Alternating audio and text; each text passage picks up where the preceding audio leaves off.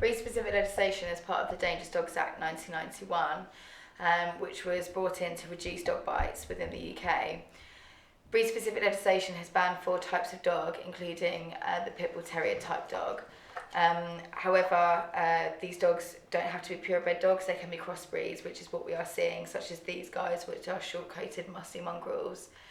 The Pit Bull Terrier type has a particular standard which is used from the American Dog Breeders Association, which is based on a paper written in 1977 as a show standard, and that's what they use to identify Pit Bull Terrier type dogs.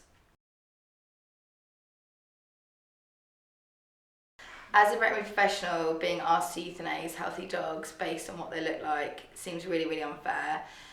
It's really well known that 88% of dogs that have gone through induction tests to make sure these dogs are safe for rehoming have passed, and these are rehomable dogs, but yet the law is asking you to destroy them based on their looks, which seems really, really unfair, and is a horrible, horrible thing for me as a veterinary professional to have to do to a dog just based on what the dog looks like.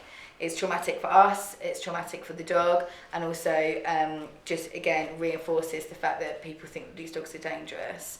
There's also no age limit on those dogs, so I sometimes would be asked to euthanize a healthy puppy just based on what it looks like.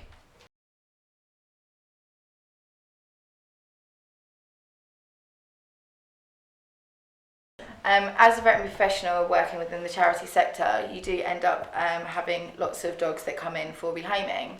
Any dog that looks like a bull breed type dog has to be assessed by a DLO, so a dog legislation officer, which means that they'll come in and identify a dog as or not as a Pit Bull Terrier type dog.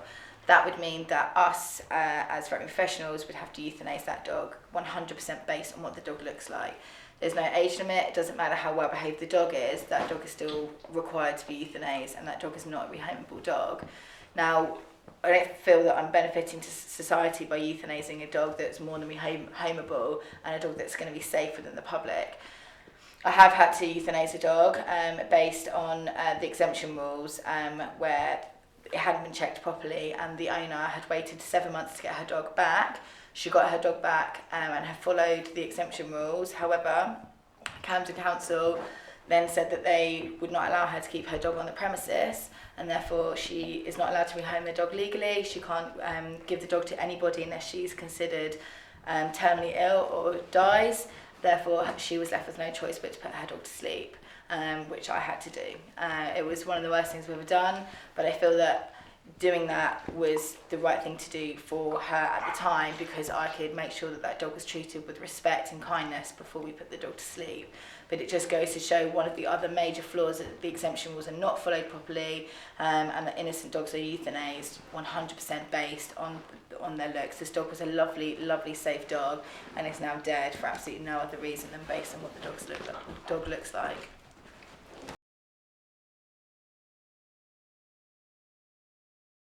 So unfortunately, we have in this country a big problem with stray dogs, which means that stray dogs can end up in rehoming centres. Now, in a rehoming centre, if you have any short-coated muscly mongrel, a bit like a Staffy cross, your dog has to be checked by a DLO, which is a dog legislation officer. So that officer will come in and have a quick look at the dog and say whether he or she thinks that that dog fits into the criteria of a Pit Bull Terrier type.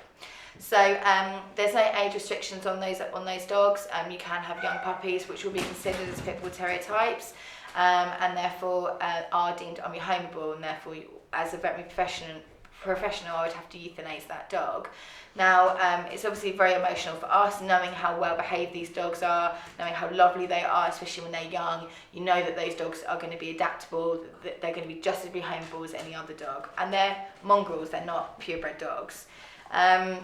So it's very unfair on us to have to do that, when that's not why I went to university and trained to do this job. I did this job to look after animals, and particularly with the interest of animal welfare.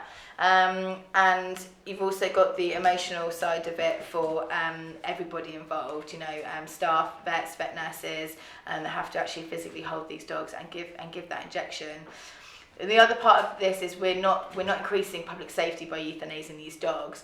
All dogs taken into rehoming centres are assessed whether they are deemed as rehomable dogs, so whether they're good with children, whether they'll allow you to take their food from them, for example. They're good on the lead, good with other dogs. Now, Battersea Dogs Home have rated their Section 1, so they're Pit Bull Terrier type dogs, considered by a DLA to be Section 1s, passed their intake behaviour assessments by 88%, which is a very, very high rate. So these dogs are rehomeable dogs, but have to be euthanized just because of one person's opinion on what that dog looks like. Now that's not a dangerous dog, but that's what their title is. So the Pit Bull Terrier type is considered a dangerous dog.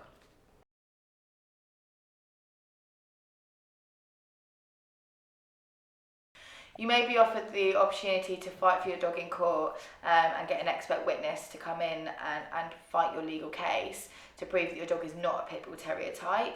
This would involve you going to court. It would obviously involve your dog still being held in seizure kennels throughout that time, and an expert witness hopefully would be quite experienced to come in and help you with dealing with the dog. This would involve a behaviour assessment and another identification opportunity, but it doesn't always mean that you'll win. Sometimes you don't win, and it can still mean that your dog will be destroyed, or it can mean that your dog ends up on the exemption list, but this is not always the case. There can be multiple reasons why the dog will end up being euthanized, and it will be brought to a clinic, and a vet or a vet nurse would have to put that dog to sleep.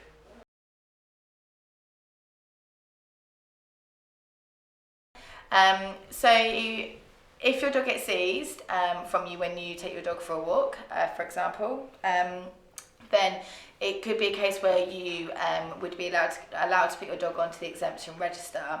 That means that your dog would be taken away from you for minimum usually of around 3 months. It can take 6 months, or it could take 2 years. The dog would be placed into solitary confinement in an unknown secure kennels, and it's very, very difficult to find out how your dog is. You might not know how they are. You might not be able to have any communication with the police, particularly who's been in charge of the case.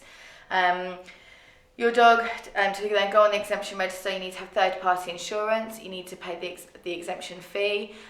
You also need to have your dog microchipped, neutered, and you used to have them tattooed, which this dog particularly is. And your dog must be on a lead and muzzle at all times. If you go over your third-party insurance and don't keep up to date with it, then the police can come knocking at your door and take your dog away from you again. The other part of the exemption rules is that your dog is not allowed to stray. You cannot rehome that dog or give it away or sell it. And also, if you need to rehome your dog for whatever reason, you cannot do so unless you are considered terminally ill or you've died.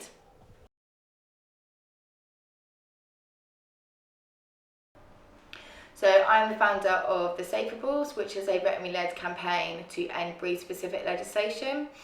I decided to start up this campaign to try and gather lots of momentum and lots of veterinary support to ensure that the public are aware about breed-specific legislation and how it's not protecting the public, which was the Dangerous Dogs Act original main role.